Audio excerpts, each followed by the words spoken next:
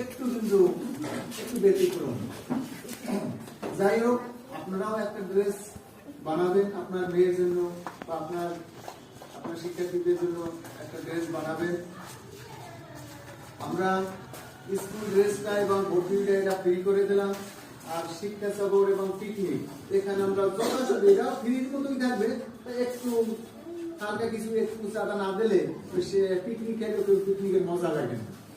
যদি আত্মীয় স্বজন থাকে, যদি আত্মীয় স্বজন শিক্ষক থাকে, সেখানে যদি বিনা পয়সায় ওই আত্মীয় স্বজনের কাছে প্রাইভেট পড়াইতে দেয়, যে পড়ায় সেও মনে করে ও তো আত্মীয় এত পয়সা দেবে না, পড়ায় কিন্তু একটু গুরুত্ব কম থাকে। আবার যে স্যারে পড়ায় সে স্যারও কিন্তু চিন্তা করে প্রাইভেট টাকা দেবে না, গুরুত্ব কম থাকে। সেই জন্য আত্মীয় স্বজন কম দেন বেশি দেন, কিছু